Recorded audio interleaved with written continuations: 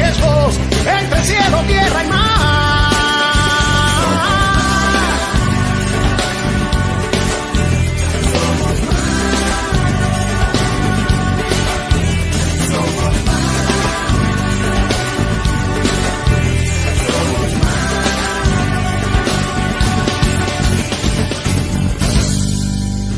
¿Dónde está Cuba? ¡Ahí!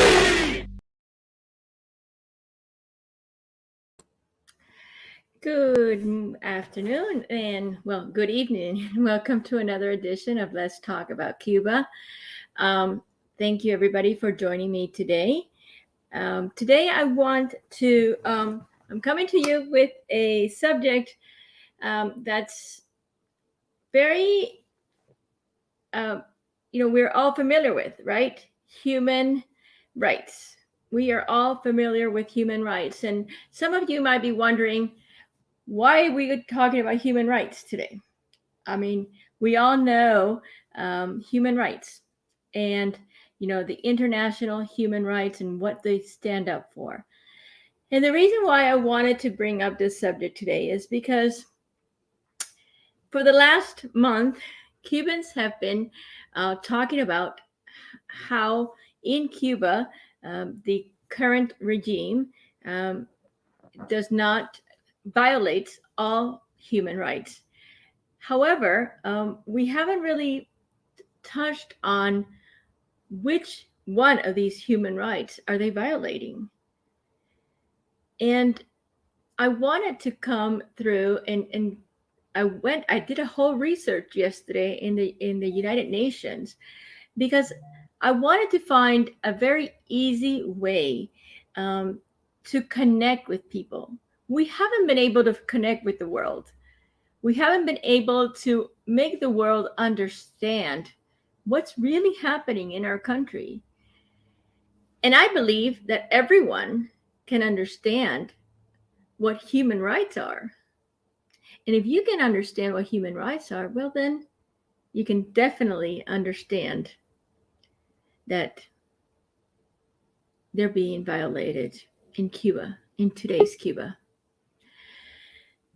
The Cuban government represses and punishes dissidents and public criticizes them.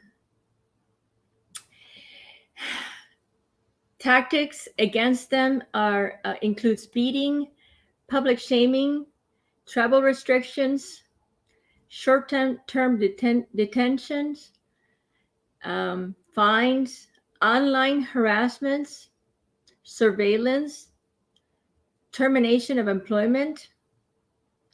These are just a few of the things that are happening currently in our country. But let's go down the list. Let's go down the universal human rights and see how many of these actual violations the current government is actually violating. We also have I have a full house today. We're going to have some friends with us today, and at the end of my presentation of human rights, I'm going to have and some of you would like to join me today. You would be more than welcome to join me. I'm going to start with arbitration, detention, and short-term imprisonment. Well, the government continues to employ arbitration detentions to harass and intimidate critics, independent activists, political opponents, and others. From January through August of 2020 alone, there were 1,028 arbitrary detentions, according to the Cuban Human Rights Observatory, a Madrid-based human rights organization. Security officers rarely arrest warrants to justify detaining critics. In some cases, detainees are released after receiving official warnings. in which prosecutors can use in subsequent criminal trials to show a pattern of delinquent behavior. What does this mean? Well, it's very easy. They detain you for a few hours. They don't really charge you with anything. But now you have a record. So if consequently, in the future, you come out and you criticize the regime again, well, now they have a card that they're going to use against you because you already have a previous record. So in most cases, Cubans believe that they're not being withheld and they're being sent home, and they're happy about being sent home. And in most cases, they tell them, you're free to go. Yes, and they do send them home. What they don't tell them is, we have you. We have a record on you, and we're going to hold that against you in the future. Detentions or threats of detentions is often used to prevent people from participating in peaceful marches or meetings to discuss politics. And we've seen how that all played out on July 11th of 2021. Detainees are often beaten, threatened, and held incommunicado from hours and days. Currently, in today's Cuba, there are over 840 detentions from the July 11th protest. Mind you, these were peaceful protests. Many of these people have not been able to get in touch with their families as of today. It has been 35 days since the July 11th protest. And as of today, many of them and many of their families have not heard or been able to be in touch with them.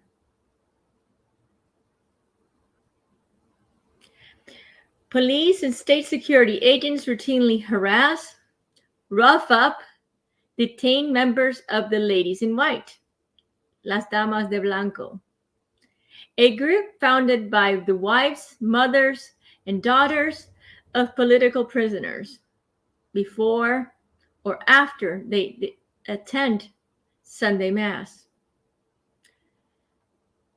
In June, authorities detained and threatened to detain scores of people to prevent demonstration against police violence in Havana, and harassed at least 80 people, calling them or showing up at their homes to warn them.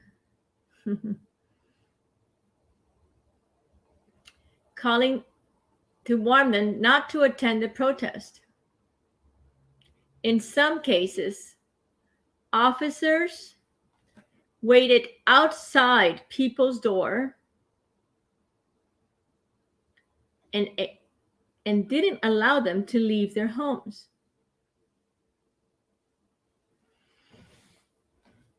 At least 50 people were arrested while trying to head to the protest sites and temporarily detained. Some were accused of spreading the epidemic.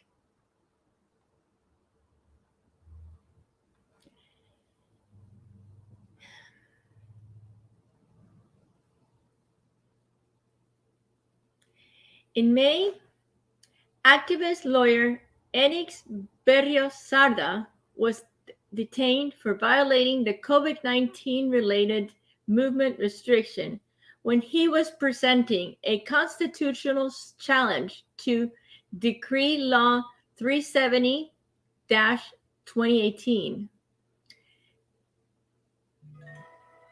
which authorities have used the law to interrogate and fine journalists and critics and confiscate their working materials. In the March, journalist Camila Acosta was fined in connection with 3 Facebook posts, including a meme of Fidel Castro. Between February and September, Cuban authorities harassed YouTuber Ruhama Hernandez, who has published videos critical of the government. Authorities repeatedly summoned her for police interrogation and denied her a passport. In April, after summoning Hernandez to a police station, officials told her the harassment would cease if she stopped criticizing the government.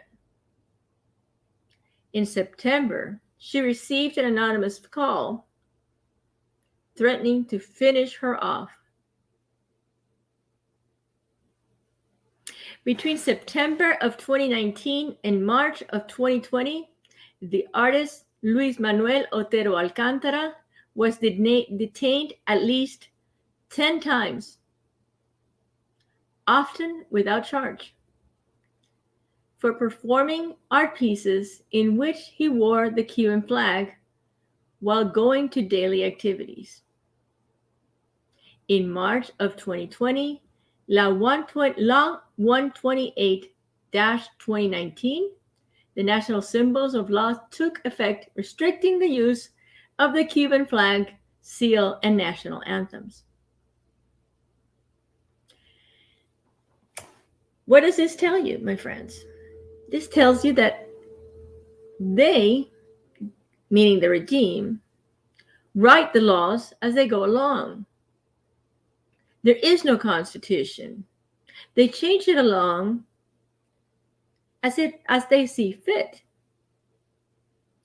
There are laws written that they don't allow you to use, and there are others that are not written that they just write up when needed.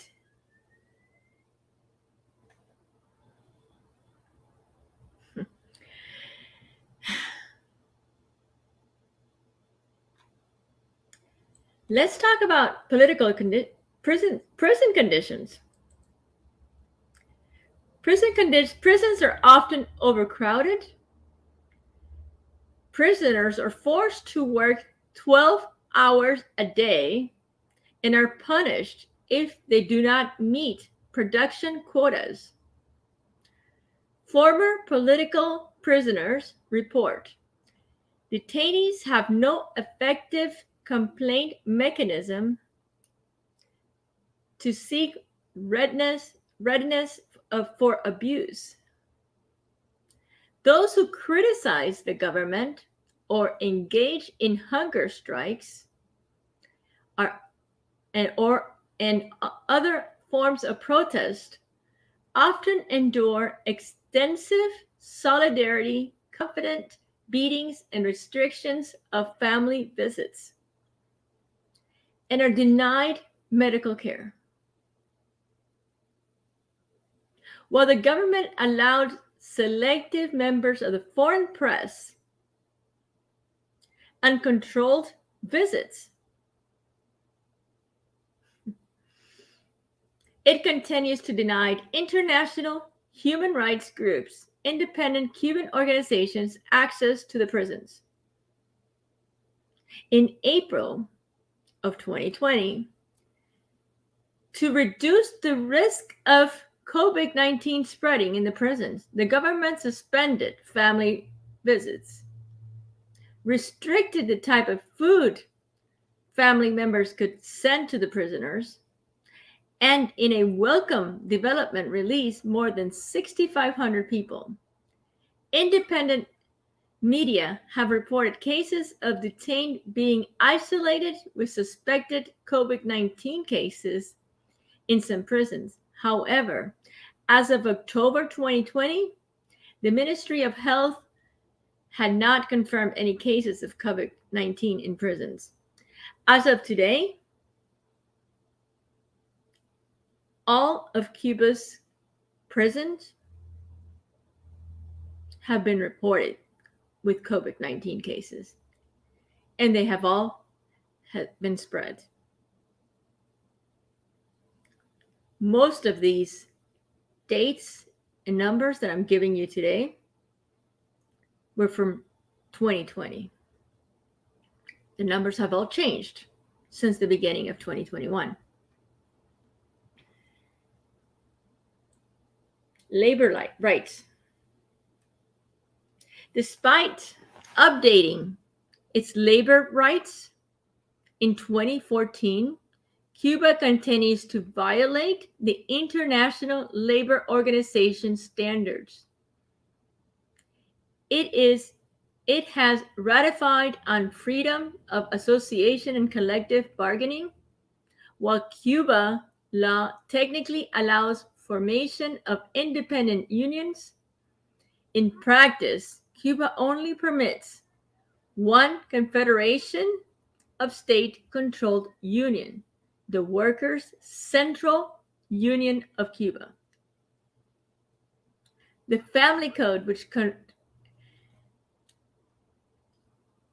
Cuba deploys tens and thousands of health workers abroad each year, help tackle short-term crisis and natural disaster. The workers provide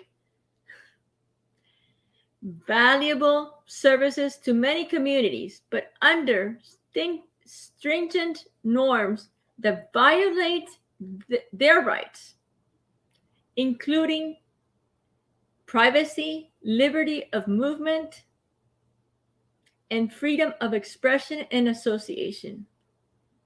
In 2020, Cuba deployed around 4,000 doctors to help nearly 40 countries respond to the COVID-19 pandemic. They joined an estimated 28,000 Cuban health workers deployed prior to the pandemic.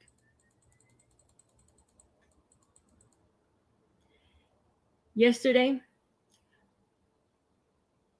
we saw the effect of what this meant on our current Cuban doctors and our current system. The current Cuban hospitalization and medical system has completely collapsed. There is no medicine, there is no oxygen, there are no beds. People are dying continuously, and doctors have nothing to give them. And what do doctors get in return? The government is now blaming the doctors for not doing enough, while they have been actually the first line of defense for our people.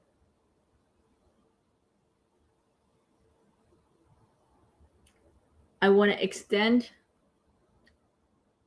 my sincere gratitude to all those doctors that had given so much of their time, so much of their effort, so much of their lives. They have put their lives at stake, their families' lives at stake,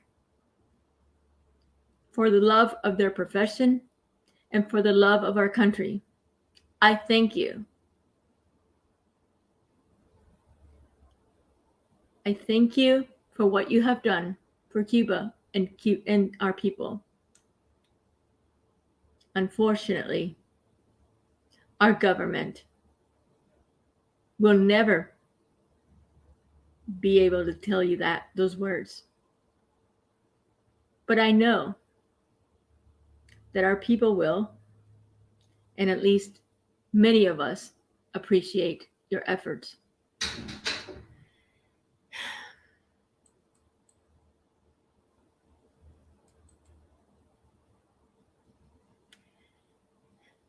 Let's talk about sexual orientation and gender identity. The 2019 Constitution explicitly prohibits discrimination on the basis of sexual orientation or gender identity. However, lesbian, gay, bisexual, and transgender, the LGBT people, suffer violence and discrimination, particularly in the country's interior. In its 2019 report on Cuba, the Inter-American Commission of Human Rights noted allegations that police often refuse to investigate anti-LGBT attacks and that the LGBT people have been fired or excluded from university education due to their sexual orientation and gender identity. Following public protests, the Cuban government removed language from the final draft of the Constitution, approved in February of 2019, that would have redefined marriage to include same sex marriage couples. The government says that in March of 2021, it will introduce a new version of the Family Code, which converts marriage in the legislation for review, and then put the code to a vote in referendum. In May of 2019, security forces cracked down on a protest in Havana promoting LGBTQ rights and detained several activists. Media reported the protest, which was not authorized, was organized after the government announced that it had canceled Cuba's 2019 Pride Parade.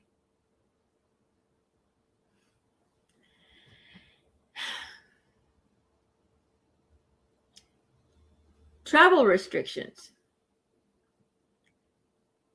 Since the reform in 2013, many people who have previously been denied permissions to travel had been able to do so, including human rights defenders and independent bloggers.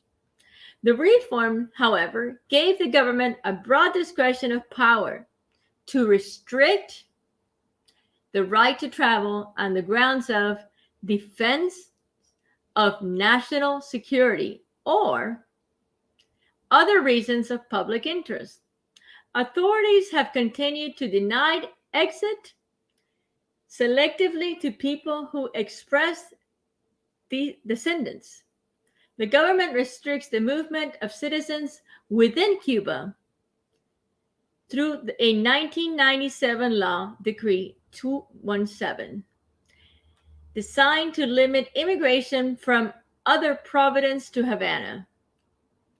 A decree has been used to harass descendants and prevent people from traveling to Havana to attend meetings. In November of 2019, the authorities told journalist Camila Acosta that she was not allowed to leave the country, and immigration officials stopped her when she was trying to board a plane for a human rights event in Argentina, or to Argentina.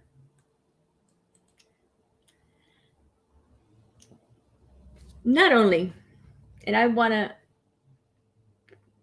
put a stop here, not only do they restrict travel to the people wanting to leave the country, they also put restrictions on the people wanting to come back to the country.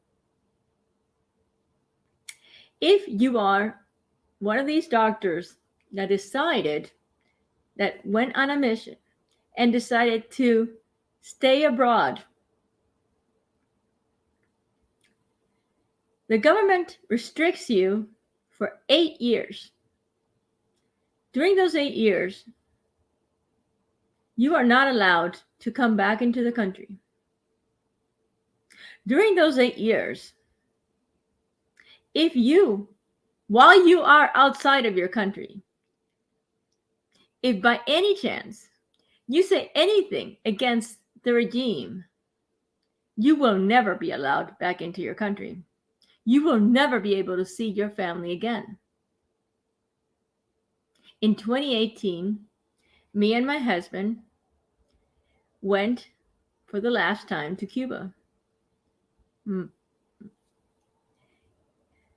His daughter was 15th birthday was at that time.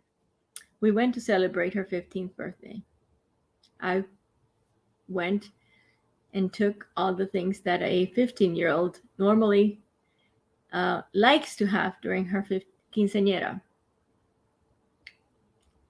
During our stay, we were requested by the security police to come down to their station. We were interviewed for over 3 hours, after which I asked the officers if we had been detained, for which he told us we were not. This was the last time I was able to go to Cuba. The reason for our interview was because of our activism on our social media.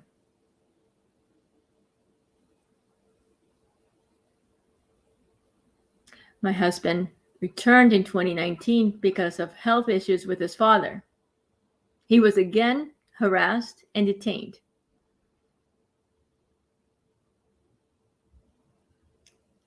He was almost restricted to leave the country. This, my friend, is how the current regime has been there for so long. They keep our families hostages. They don't allow us to talk against them. They don't allow anyone to move around. They restrict our travels. They restrict our families' travel. This is how they control everything. However, on July of 11th, 2021,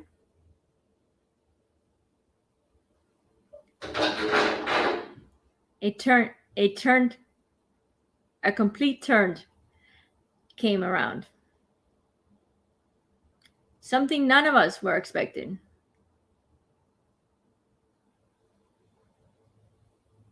Something they were not ready for. Something they are still trying to patch up. But there's no turning back. Believe me when I tell you, there is no turning back. Our friends, our families, everyone in and out of our country, we are ready for what our families were chanting for. Libertad. Freedom. This is the only thing our people are asking for. And the reason why I decided to title this show today, Human Rights, is because I wanted to connect with those rights that we are all born with.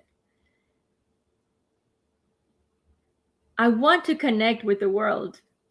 I want you to understand that there are currently over 25 young adults, and when I say children under the age of 17, there are over 25 children. Let me repeat this again. There are over 25 children under the age of 17 detained currently in Cuba's prison. I need that to sink in. There are currently over 25 children under the age of 18 years old in prison in today's Cuba. This is not about what is left, what is right. This is not about Democrats. This is not about Republican. This is about what human rights. This is about international human rights being violated. Our children are being beaten up. There are children, some of those children have health issues.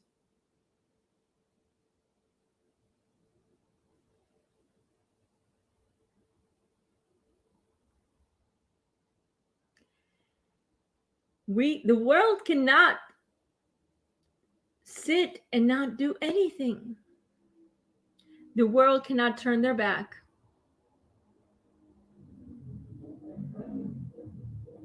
We are not going to stop talking about this.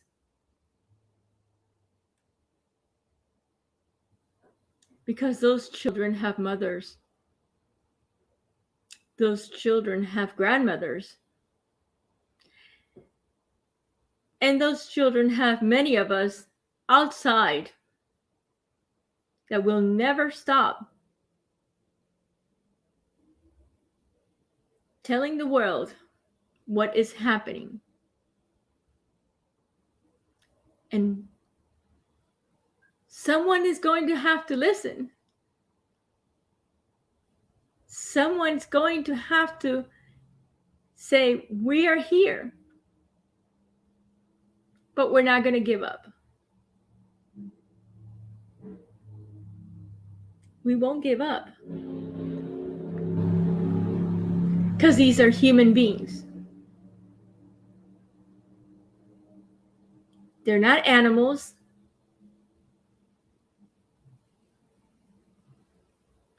My goodness, I've seen America do more for animals than they have for our people.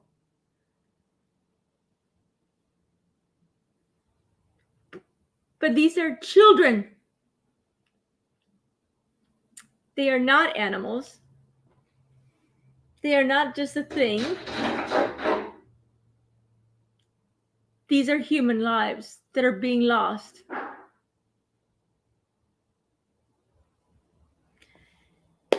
I am going to share a few things with you.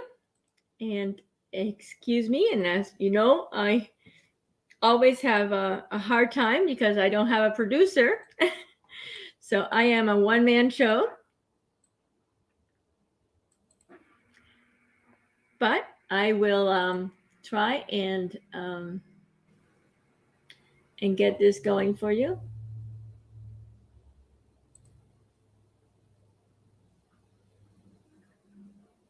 I have some reports. I'm not going to go into a whole lot of things, but I have a couple of reports I want you to look at.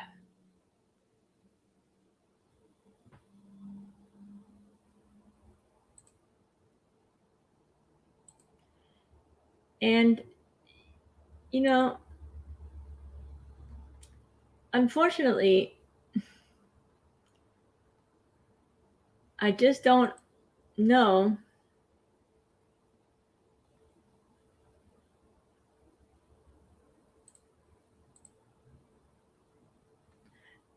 a lot of the information I gave you today was from the World Report of Human Rights Watch World Report of last year.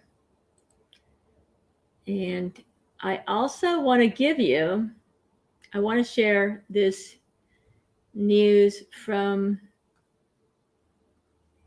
I actually want to share this with you.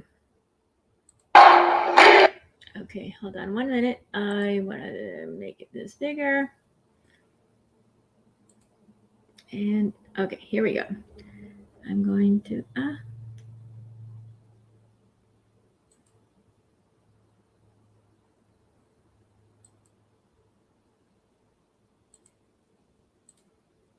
okay.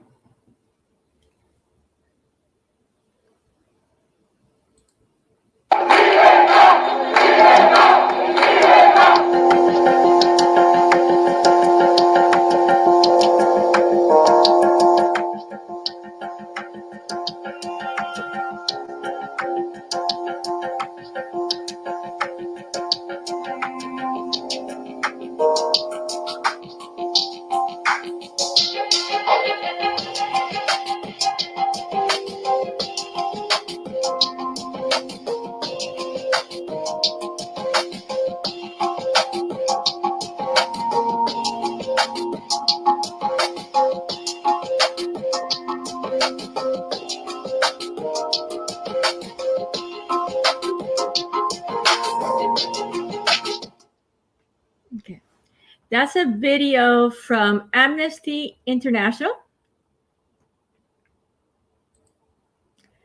And I also, which I thought was very good, and you can go into Amnesty International, actually share that video. There are many things we can do. You can share this video.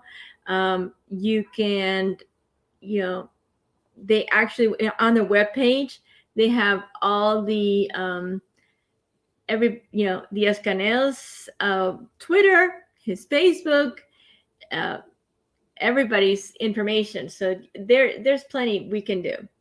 I also decided that one of the things I'm going to start doing actually is I want to start telling these kids stories because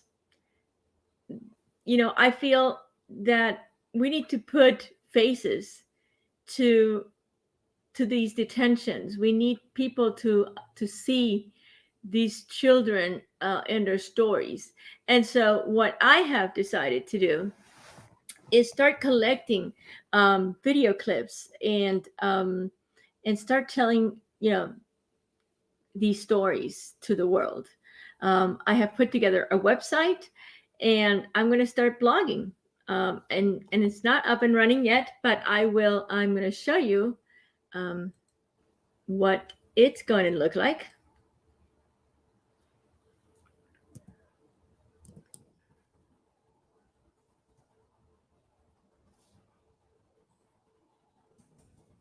I'm going up. I need to up. Okay.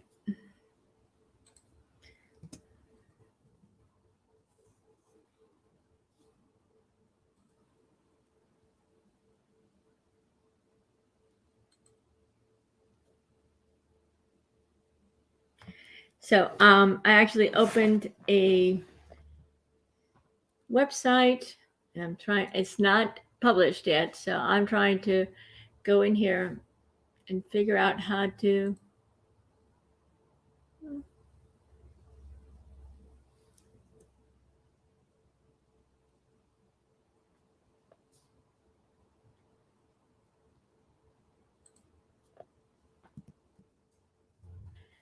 Figure out how to show you. But basically, what I'm going to do is I'm going to start blogging about these children's stories. I think we need to personalize these stories. The world needs to know what they are, who they are, what's happening with them. I actually want to show you, there's a 17-year-old that was sexually harassed. I do have her story, and these things are just, I look at these things and I say, my goodness, how can these things happen? Why do these things happen in this world? If I know that if this was happening elsewhere, we would all be talking about it, and yet we're not. yet we're not. I'm shameful that the world is turning the other way and not doing enough. I'm actually going to show you this sweet girl. I'm going to, and again, you're going to have to bear with me because I'm a one-woman show, and I'm going to, there we go. I want you to meet Gabriela Sequeira. Gabriela is 17 years old. Here is her testimony. She is 17 years old. She says, I've never seen a protest this big, such a huge concentration of people. I was walking to my house, roughly 3 or 4 blocks from my house. The police officers got me. There were black berets, special forces, and regular police officers. They assaulted me, grabbing me from my arms, shaking me, and then they shoved me inside the patrol car as if I was just a thing. I asked right there inside the patrol car, why am I here? I'm only 17 years old. They told me, we don't care. Now, you will see you are not supposed to be protesting against the revolution.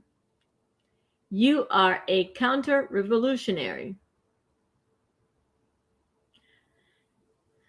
On that day, July 11th, 2021, is unforgettable to me. They transported me to the 11th police station in San Miguel del Padrón, municipality of Havana. When they took me down to the cell, there was a mom there, and they just loaded her in the truck because she was looking for her son, whom had been beaten up already. And there was another girl, a woman, and who was there with her daughter. She was standing with the youngest one that was my age. And the oldest one had been beaten and up in the protest, ended up in the hospital. And this mother did not know any details on where her oldest daughter was. I was told by the female officer, your mom is waiting for you outside. And my mom didn't even know. I cried there because I felt so helpless. She said, your mom is waiting for you with a club to beat you up for being such a counter-revolutionary. It was after the fact that I learned my mother didn't even know. My mom learned about it after I had been taken to 100 and Aldabo. It was Tuesday or Wednesday by the time my mom learned where I was. Mind you, the protests were on a Sunday. So 3 or 4 days had gone by before her mother knew, a 17-year-old knew where she was. That happened on Monday or Tuesday at 5 a.m. Right there on the 11th police station, they told me I was being taken home. Go and get your belongings. I gathered my things and they instructed me, continue moving forward ahead. And I started walking happy and excited that I was being released and going home. Instead, they loaded me into a truck with a very narrow back cargo area, and that was my transport to the 11th and Alvaro prison. I kept asking them, but why am I here? I'm only a minor. I am underage. I cannot be here. I am not to speak to my mom. I need a phone call. I'm a minor. My mother does not know where I am. They looked at me and they told me, "Take off your clothes. Take off your blouse, take off your bra to see if I had wires." So this 17-year-old, my friends, not only was she illegally attained, had not had contact with her mother, had not been given a telephone call, she was also sexually assaulted. Yes, a 17-year-old. This is her story. And so I put together, I will be bringing up my website later on in the program, but for the rest of the day, up to tonight, I think I've come on a little heavy. Yeah, it's a lot, and I apologize. I do get sentimental about these things. These are children. I'm a mother, and it's hard for me not to get emotional about what is happening to these kids in our country. I want to talk about other things that we're doing. We are actually doing a lot of things. So I'm going to I'm going to put in my stream. I'm going to, if anybody wants to come on and join me, I want to talk to a couple of my friends that have actually started their own YouTube channels, and I want to introduce their YouTube channel as well. And I have already a friend over here that has joined me. Hi, Jasper. How are you? Hi, how are you, Iskra? Good. Thank you. Thank you for joining me. I know I came out a little bit too strong today. I can get a little sentimental with these things that, You did well, though. I didn't see you cry, but I felt the heart was heavy. The heart was heavy. Yeah, when it comes to children, it's hard. It's hard to not get, not get frustrated about the fact that we have so many kids currently jailed and being oppressed, and that their human rights are being violated. Yeah, no, I definitely agree with you. I was saying in the chat, it's such a shame that, like, to the Cuban regime, like, your age never excludes you from having to be a communist.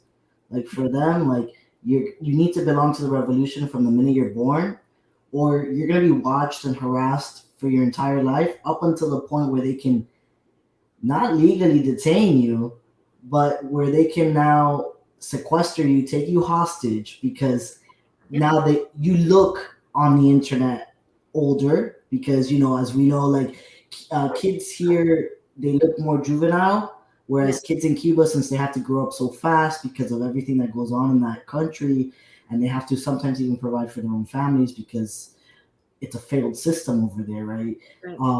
So you, until the age where you look like an adult, they will just watch you, and the minute that you look like an adult, they're going to come and take you. That's right. If you're anti-revolutionary. That's right. So, Jasper, you have a new talk show, and I wanted you to come on. I wanted to tell everybody about you, but I didn't want to be the one telling people all about your channel. I want you to introduce your channel. I am excited because we need more English channels to talk about Cuba. I love the name, For the Love of Cuba. I think I watched your first show. I think it's phenomenal. But I'll let you talk all about it. Yeah, so basically, for the love of Cuba, it's just a way for, I don't like to get into politics all the time. I'm not a person that likes to talk about politics because it's something that gets me really like passionate and angry because I feel that sometimes like, I honestly feel all politics is just a fugazi and it's just really something that just a lot of liars at the top and then we're here suffering what they do. But really, I wanted, and especially when you think about Cuba in terms of Cuba, it's definitely a tyranny and it's definitely a dictatorship. And you don't even want to talk about Cuban politics because, like you just talked about for this time in your show, it's just such a frustrating thing since there's no human rights there. Not even like the basic human rights. We could deal with politics if we at least have basic human rights. So for me, my channel is I wanted a way to connect people who don't speak Spanish but at least speak English with Cuban history and culture. So that's basically the theme of it. It's just a way to connect people that don't speak Spanish with Cuban history and Cuban culture. And then me, of course, get to throw my nice little jabs at like the communist regime because that's how I operate. Honestly, I like to. I'm a person that when I speak, it's all nice and like I will tell you all nice and like poetically, but I'm honestly sending you to your grave type of thing if you're doing something wrong. I So think I think that's that's wonderful. So you are second generation Cuban. well, technically, I'm actually because it's a complicated thing, right? The generational thing because Yeah. my parents they came from Cuba. Okay. So I was the first one born here. So that makes me technically first generation. But Okay. because they are citizens, then it's like it sends me to the second generation pool. But I am the first generation Cuban American. Okay. So Got so it. it's such a complicated topic even, but I think that those labels even just divide Yeah. us and they do. I agree. But my daughters, I mean, you ask them and they're just saying they're Cubans. I do that all the time. I mean, I am always saying I'm Cuban, I'm Cuban, I'm Cuban, and I mean for me that took a long time to be okay with because growing up here in the U.S., you wanted to be American, especially because like your whole family. I mean, my family comes from like my dad's uncle was a Bay of Pigs veteran, and he was a lieutenant colonel in the army for the U.S. fighting in Vietnam. So you think about like the pride that you have for America, and as Cuban exiles, you want to emulate that pride that your parents have for being here and for being in the U.S. So it was definitely a sore point for a while where I just felt that I couldn't be proud of being both Cuban and American. I had to choose one or the other because a lot of things when we're kids is dichotomous. It's just this or that. But then as I grew up and I became an adult, I realized, no, wait, I could be proud of being both. But now I'm like extra super proud of being Cuban at all times. Although I love being American at the same time because it affords me the basic liberties and rights that I'm allowed to be proud of being Cuban because I am American. I agree. I agree. And that's And that's, I love that about our culture because we pass that on from generation to generation. So about last week or the week before, I'm not sure because everything has happened so fast and so many yes. manifestations that we've had. But we actually got together here locally in our city. I live in Charleston, South Carolina, and Okay. we actually had a manifestation downtown Charleston, and a few of us Cubans got together, and we wanted to do something in solidarity with with the Cuban people, and I saw a whole family came, and so it was the grandmother with with the her daughter and the grandchildren and everyone, and you could tell that the grandson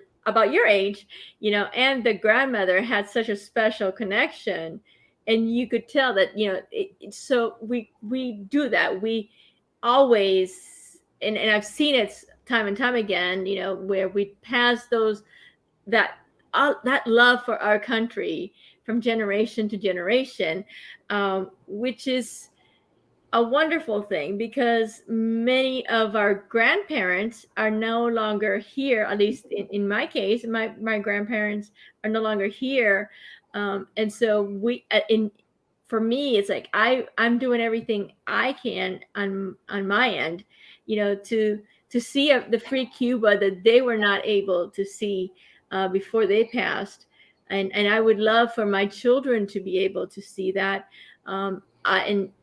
before I leave this world. Right, I agree with you completely. I mean, I'm a person where the minute that July 11th happened, I was like, okay, I'm looking up places in Cuba. Where am I moving once Cuba's free? Like, I'm so, I mean, I've taken, my grandma is walking at this point with a cane because she suffered from a stroke. But even I dragged her to the protest in Versailles because I live in Miami. I dragged her to the protest in Versailles. Didn't drag her because she was happy to go. I dragged her with Yuli, which you know as well. And we've taken Yuli's son to the protest in Miami and all that stuff. And even he's like, we're trying to instill in him like the pride of being Cuban, even though he has no, he just, and it's so cute because he'll tell us in Spanish like oh, like we'll ask him like why is the Cuban government, like what's going on in Cuba, what's bad with it, and he'll tell us in his own words that like, oh no, that in Cuba there's a bad person, Diaz Canel is a bad person because he doesn't give the kids food or toys, like he doesn't give them milk or toys, and he's 6. So I think that like that's the cutest part. Like you gotta not only pass over the pride of being Cuban, but the understanding of why Cuba needs to be free. Absolutely. And what the history is. And that's exactly why I started my channel. It's because I wanted to be able to teach people that there was a Cuba before the revolution and there is going to be a Cuba after the revolution. That's the biggest point that people sometimes miss. I agree. And there was, and we hold on to so many of our. I love your channel because it talks about our history and our culture, and we hold on to that even when we leave our country. We hold on to so many of our things. I mean, my children, my girls grew up con agua de violeta. They to today. Yes, the traditions. Exactly. I go when I go to Miami. I mean, we're far away from Miami, so it's hard Yes. for us to have all these Cuban things. But when I go to Miami, and I go often because my parents are there. So when I go, like I'll come back with 5 things of cologne. you know? From the Navajo, right? You go to the Navajo there. Here. And you better believe that my grandchildren will have, aguas de violetas. Yeah, that violet spray. I tell you, I think and then like I still remember being a little kid and having my little like bracelet with my name on it, and it's like it's just those are the things that I think are so special about being Cuban because we really have like I think that's the only part of like Cuban nature where we're actually all united. It's in our traditions and our like superstitions, and that's why I wanted to bring all those idiosyncrasies of us out into the world for people who don't speak Spanish or are not familiar with Cuban culture to know about like that culture is what really glues Cubans on the island and Cubans outside of the island together. Yes. Quiero darle un saludo a Julio César Duque de Estrada Ferrer. No sé si es el hijo de Ferrer, pero saludos hermanos de donde quiera que nos esté viendo. Muchas gracias por estar con nosotros. I just wanted to say thank you to Julio, who's joining us, and I don't know if he is Ferrer's son or not, but I just wanted to say thank you and for joining us, and thank you to everyone that's joined us tonight. If you have not done so, please subscribe to our YouTube channel. And Jasper, you need to give me the link to your channel as well, so that people can subscribe. Yes, I definitely will do that. Yeah, send it to me on the private chat, and I'll go ahead and add it to the banner so that people can. And then Julie, I don't know if Julie is going to join us tonight because I know that she has a channel as well. I was not able to join you guys yesterday, unfortunately. at the time that they called me into a meeting at 2:00, believe it or not, I am involved in so many things for Cuba. And yesterday at 2:00, we actually had a coalition meeting, an international coalition meeting. So I was called into that meeting, Julie, and I am so sorry that I missed it. I really wanted to be there yesterday, but I I can't put myself in so many pieces. I wish I could. Yeah, I think Julie right now is Julie right now. She told me she is watching, but she is in no conditions to come out on camera right now. I think Not a problem. unless she ran to. I don't think she was ready to come out. She didn't know she was gonna. She thought it was just today for my show. But No, we'll definitely okay. put it. I know you'll definitely connect with her to put it on next Yeah, time. I know she is, but that's okay. You send me her link as well, and we'll Yes. tell everybody about it. So I know Julie's channel is on Sundays at 3:00, and it's No, it's at 1 p.m. Eastern at 1 Standard Time. p.m. on Sundays, and it's in Spanish. Her show is in Spanish. What's the name of her show? Well, her channel is just Yuli the in direct. So Julie en directo. Okay. Julie yeah, D en directo. Okay. Perfect. Yay. I sent you already my channel. Perfect. And then I'm sending you Let me go look at that. Yuli's channel now.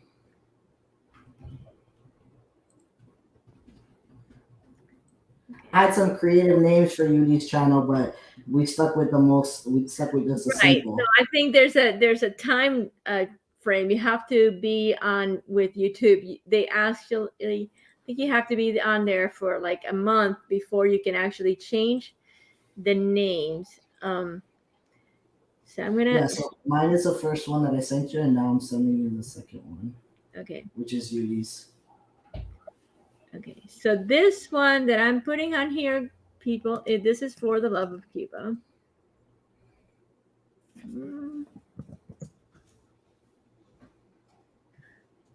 Yeah, mine is at 8 p.m. on Wednesdays. Okay.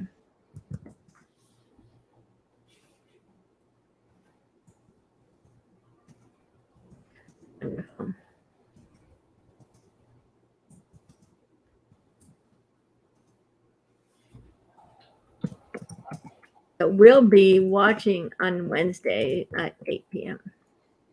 That's great because I'm going to be taking apart the speech that the so-called president of Cuba made on July 11th regarding the protest.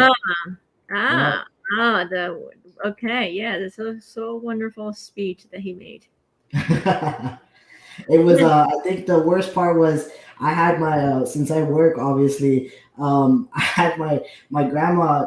I was like, Grandma, you have a project. I need you because I couldn't find the speech written down anywhere in the internet. They did not write that down on purpose because obviously he said a lot of things that I don't think he wants in writing.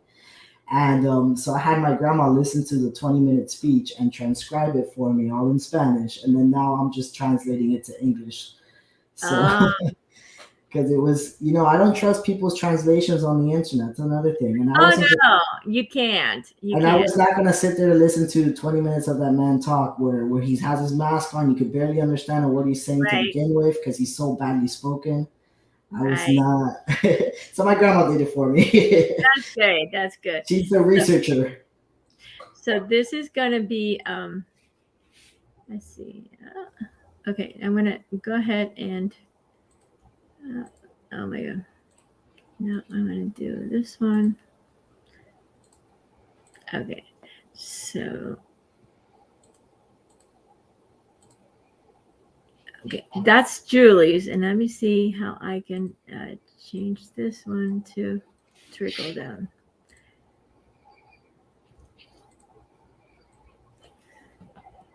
Okay, trying to get both of them on there. Let's see if it works. Yeah, I understand, Iska. It's definitely a difficult thing. Being a one-man show. Yeah, one-man producer. Okay, so the top. So this one here is Julie in directo, and the bottom. See, I got it.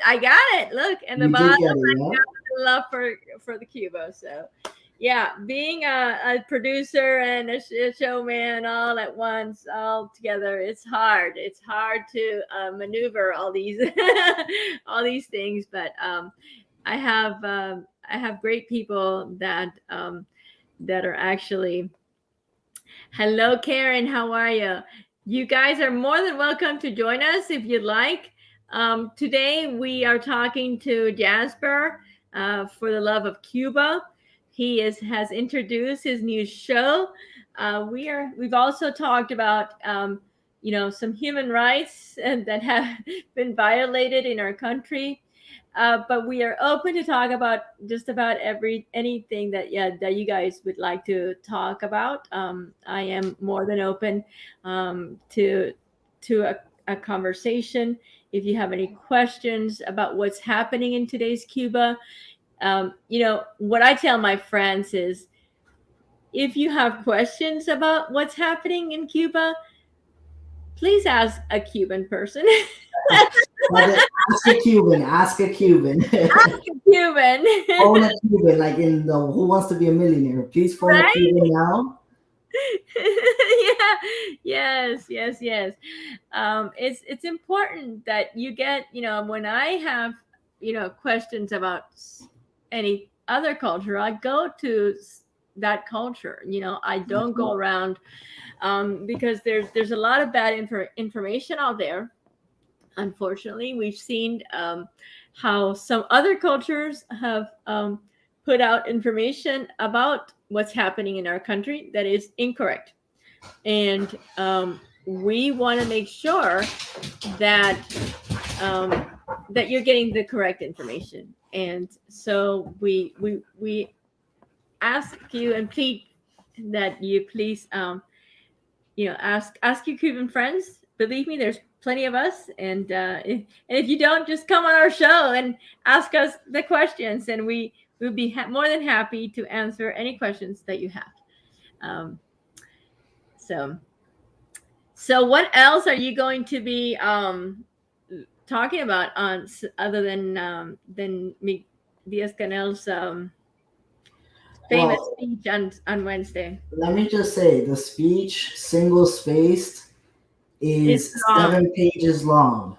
Oh my goodness. Yeah, yes. So I'm going to take pieces of the speech that I feel are interesting, to say the least. And I'm going to combat those. I'm going to have them. It's going to be translated, like I said, into English. So I'm going to read it out loud in English, and then I'm going to combat and debate exactly what he said on that part of the speech, because I think, for example, like, let's just give a little bit away. Like when he says, now they say we are assassins. Where are the assassinated? Where are the missing? I mean, we have lists. We have plenty of denuncias, like people claiming that their family member has been taken, people making these, I don't know the word in English for denuncia, but people making these affirmations that their loved one has been taken by the Cuban government just for participating in the freedom protest on July 11th. So it's like, and even before then, I remember Raul Castro saying that if he did this famously, I think when Obama went to visit or something like that, that a reporter asked him like, oh, what about all those people that are political prisoners? And he's like, if you can show me what person we have in prison for political thought, right, then I will free them personally. Right. And this is why I decided to do this blog. So I actually started a nonprofit organization, and I actually started a website.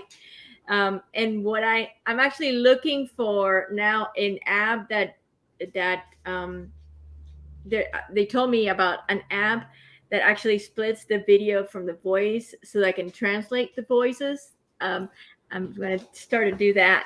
That's awesome. Yeah, it's a lot of work, but I'm gonna because I feel like these stories need to be told. and we need to put faces to these stories. And so these all of these complaints that we have plenty of videos, and we do have plenty of things that need to be, and the world needs to see it. And so a lot of it is in Spanish. So what I'm going to do is the same as what we did with Gabrielle, where we translated it to Spanish to from Spanish to English. Well, I'll do closed captions on those videos with the English, but in order to do that, I have to split the video, send it to and do send it to a Google thing, and then but I'm trying to find the app. There are apps that'll help me do that, and so Well, I'm I gonna. can help you out definitely. Oh, You know thank that I'm as you can tell, I love technology and I love video production, so I can definitely help you with anything you need Oh, help with. wonderful. And we've Yeah, already talked a little bit. You just gotta tell me whatever else you need help with, and yeah. So I'll try to I'm split my definitely. time. Yeah, and I because I feel like this is why I decided to do this with the human rights end of it, because I feel it's something everybody can connect to. You know, obviously, international human rights is something we all can connect to, right?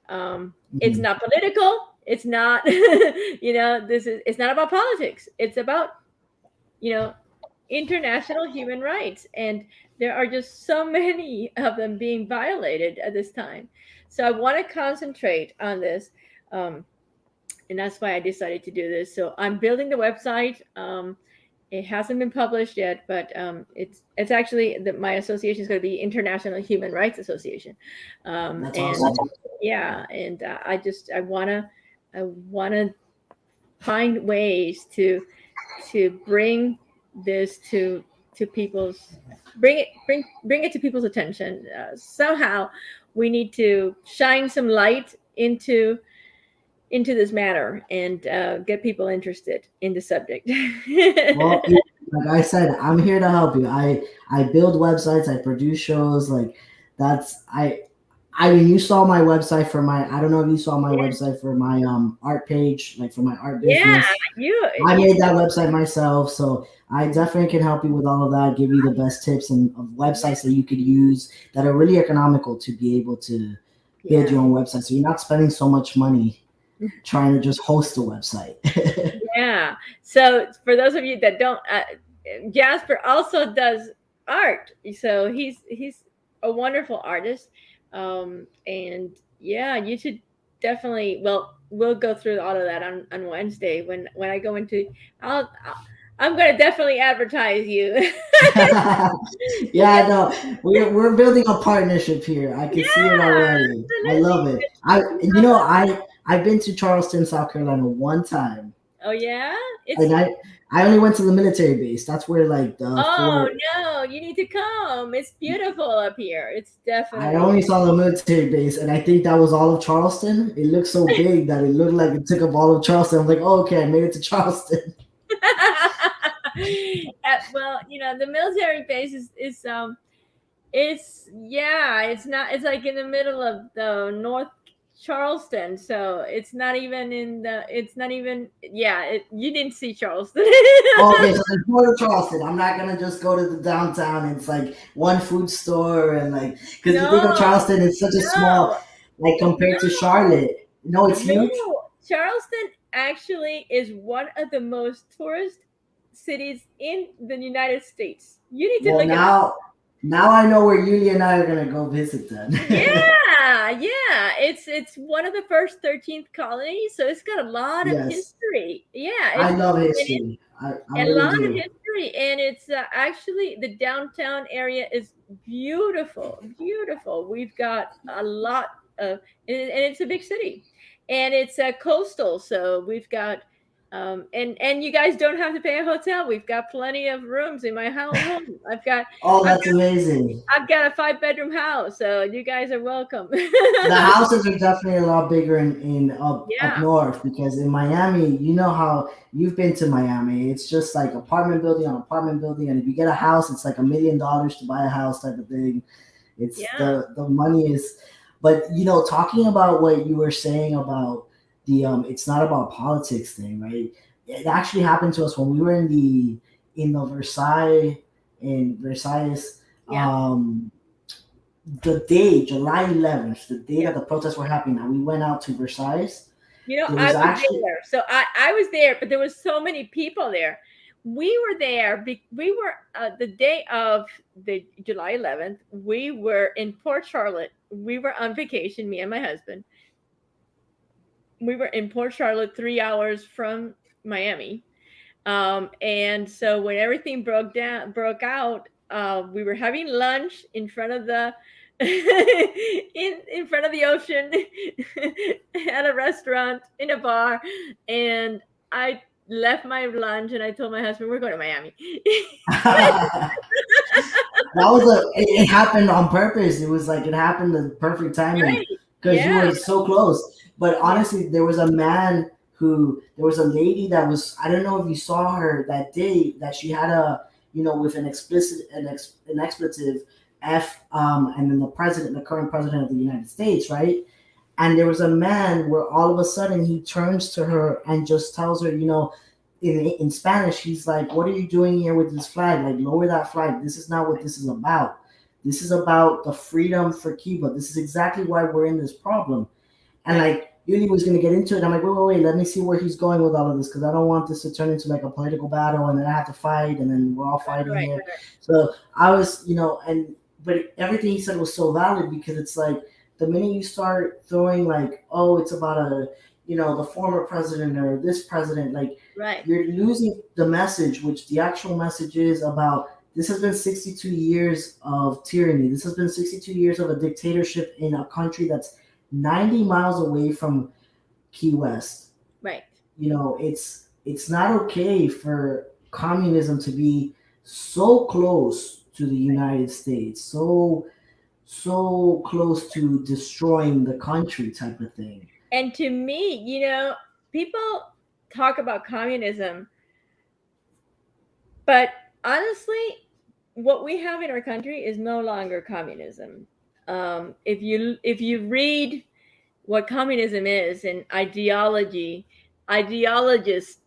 ideally, communism is a very good thing.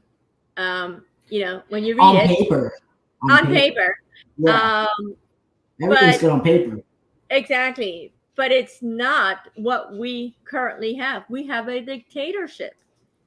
Yeah, We and I think that's where it becomes tricky, right? Because communism most likely and always has in the past led to dictatorships.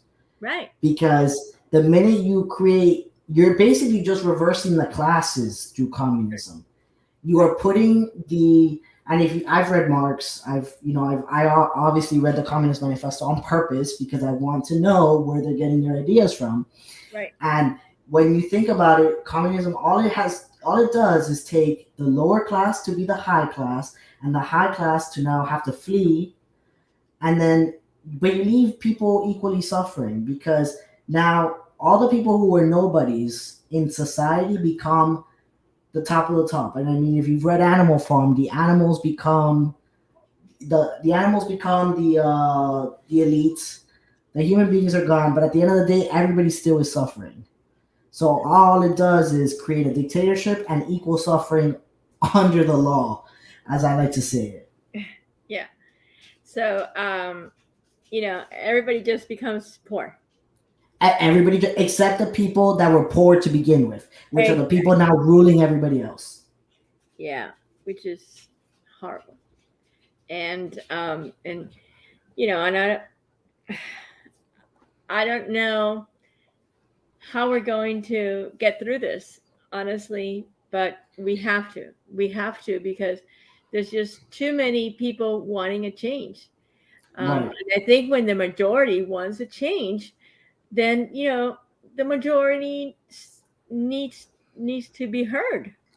And the reason I think that they've lasted this long is because there hasn't been social media, there wasn't internet. Had this revolution taken place, Castro's revolution, I mean, taken place now, I don't think it would have been as successful for an army of what, 3,000 people to fight an army of 80,000 people. I Right. don't think it would have been coordinated. I don't think, it would not have happened the way it happened. He would not have taken over.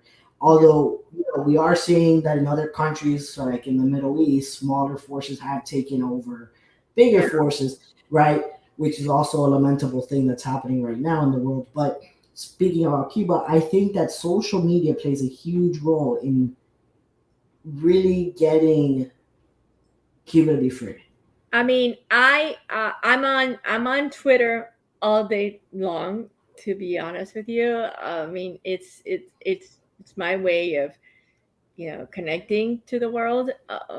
I used to be on Facebook a lot, but now it's Twitter is my space, and I use Spaces, and you know believe it or not, a lot of the younger Cubans are on Twitter and are on these spaces, and I think it's wonderful.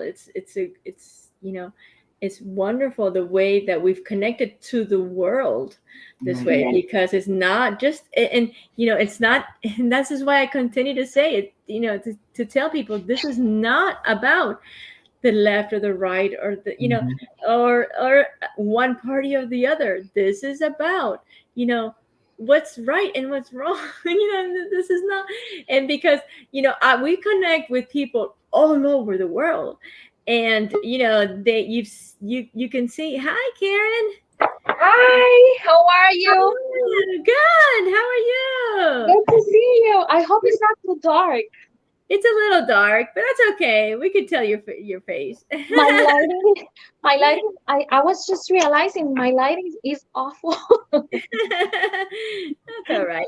We can tell who you are. So what I was we talk to people all over the world, and South America is going through a struggle. They're just South and Central America, they're struggling now Right. with this epidemic, because I think communism is worse than the pandemic. Oh yeah, Well, and it yeah. lasts longer. It's Instead Yeah, yeah. definitely. Yeah. So this is how I've been able to connect with we've been able to connect with the world. And I think me this is why I decided to go with this human rights organization, and seeing, because everybody can connect through that. Everybody can connect to, you know, these are children and their rights are being violated, and that's not okay. Right. It's not okay. I mean, they're not asking. They were not being. They were out there just protesting, and that's a human right. it's It's definitely uh, not okay. it's not okay. It's not okay. It's definitely not okay. How you doing, Karen? Good. Just finally, I got to catch up on Monday. Yeah. I have been I have been trying to get the reminders. I don't know why they weren't showing up. But today, while I was at work, I saw the announcement. I was like, no, no, no, I'm not missing it today. And then at 8, my mom called. She's in Texas, so I didn't want to miss her call. But I was watching over, so as soon as we finished, I said no, let me get in just to say Well, hello and chit chat for a little bit. thank you. Thank you for joining us. Mm. So I don't know if you heard any of what I started with. I started with just some basic human rights violations that have been violated over the last Yes, 62 years. Basically, right. It's been a long time. it's been a So, long time. It's been a long time, and it's I figured we've tried to connect with people on all kinds of levels, and now I want to put these. We have so many complaints, that we have videos and pictures and all of this, and I want to start blogging about all of these things, and actually the putting all these things in a web page, so that people can connect to these stories, because I think it's important. We need it is it is a wonderful idea. yeah. I believe it's very necessary to have another window to the world Yeah. where everybody can see, and you know, like we can put videos and pictures and stories, Yeah. and somebody has to tell the story to the world, and that's, you know, like when I think about what is happening in Cuba, and the way that we have been playing in this scenario, in both sides, because there is the Cuban people that is in the island, and there is us, you know, who are abroad. So, and I like to see it like they are in, you know, in front of, on the line of fire. We owe to them our efforts. We have to do our part, and our part is, you know, specifically that we are to tell the world what's happening, and we are to denounce as much as we can. And I even put it in my, I created a, I like to call it my YouTube, my war Twitter. I created a war account for Twitter. And I, my, in my subject line, I just decided that I wanted to put a message that will actually send, you know, an idea out to the world, and it is very simple. If each of us make 10 denounces a day, there are 4 million Cubans out of the island. We're talking about 40 million denounce denounces Right. every single day, and they will have to swallow that. Right. That's That's why a I'm on great Twitter. idea. That's why I'm on Twitter. I mean, Wow. because Twitter is the best way, and the, you know, the fastest way Right, to make these complaints, to constantly tag the different organizations, right. to tag, you know, the Yeah, Cuban government, to tell them, you know, shame on you, you know, right, and I'm on there Yeah, 20. it's right. And especially I'm because very new. I'm raw. Like I have never used Twitter before. I choose not to, because to me they're commies. I didn't want to be a part of it. But for right. Cuba, I'll do whatever. So I Yes. got in there, created my war account, and there, I don't post anything that is not related to this war, because to me, this is a war. Yeah. So that's the way I see it. Like if each of us do that, that is the least that we can do. The least, I the agree. very least that we can do every single day I agree. for I this. love that. Thank you, babe.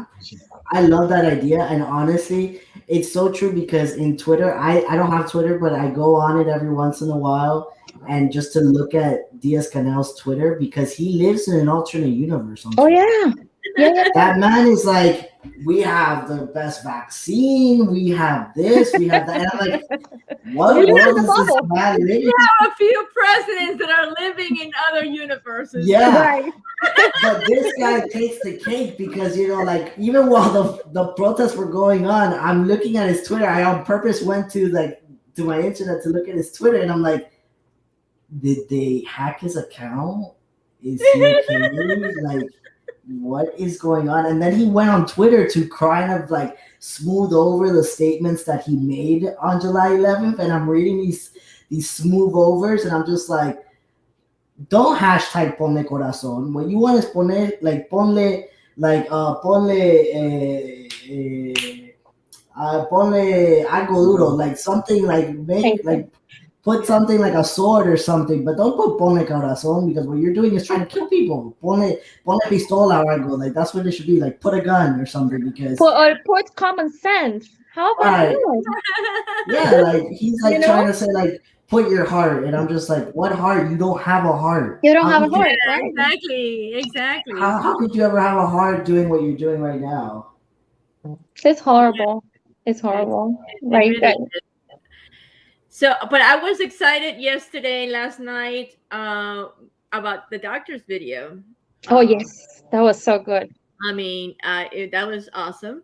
So, for those of you who don't know, our docs, a group of doctors from Holguin, got together and actually, well, that was a video that was a a reply to a previous video that one of the ministers of health from that province, right, had Right. said about, because he had said that what was happening with the collapsing of the health system was the doctor's fault. Right. Horrible, horrible. He And accused them, he falsely accused accused uh, them that it was their fault. it Like was, they still have the nerve yeah, to do such a thing in front of the entire world because everybody's listening. yeah. And I think they forget that. Like they don't really like, I They're I living don't in an alternate universe. right? They I honestly, I don't understand how they can make so many mistakes. That it's just they're not mistakes. They do these unreal. things on They just purpose. don't care. They They just don't don't care care. exactly. But I I have to say goodnight for right now. I Well, do yes. have to say Thank you goodnight. for joining me. Thank you very much. It's been. We'll see you on Wednesday at 8 o'clock. Everybody, Yes, thank you. don't miss out. I'm going to be streaming you from. Well, oh, I'll try anyway. Try because I tried to do it for you today and I didn't know how. So you got to teach me how to do that. because You see, I you gotta know, I gotta figure it out. I'll get some of my master friends to help me. perfect. I appreciate that so much. But it's been a pleasure being on your show today, Iskra, Thank and you you really very have much, Jasper. amazing content. And honestly, Okay, I'll be here every Monday if you need me. wonderful. Thank you so much. Nice to meet Thank you. you. Bye Bye. bye. Nice to meet you. Bye bye. Bye. So, so Karen, I'm going to actually, yeah, you came on a little late, so we've Yeah. been talking for a long time. I was trying to feed these people here. I know, Everybody's starving, but waiting for me. I appreciate you coming on, and I appreciate everyone that has come on. Next, please remember, to those of you that have not subscribed, I'm going to put it on my banner. So this is, don't forget that, two, yeah, well, yeah, there's my banner here. Yeah, there's my banner back there. Please don't forget to subscribe to our channel, our YouTube channel. It's Let's Talk About Cuba. And I think it has a 1 behind it. Look us up on YouTube. It's important for you to subscribe, only because that's the only way other people will find us. And I think it's important for people to have these types of information about our country. We are trying to get the word out there, and this is the only way we can do it. So thank you so much, Karen, Bye. for joining Thank me. you. And, I'll be around. okay. Have a good one. Bye-bye. You too. Bye bye. Well, everybody, thank you for joining me tonight. It has been wonderful. Next week, I will bring you my new website. I will hopefully give you a whole slew about it. It's, the association is called International Human Rights Association, and I will hopefully have my website up and running by then.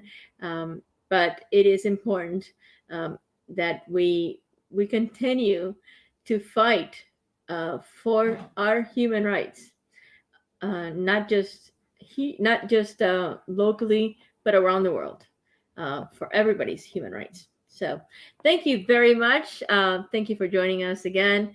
It's been a delight to have everybody join us today. Thank you, everybody that has come on. And don't forget to subscribe to Let's Talk About Cuba. Good night.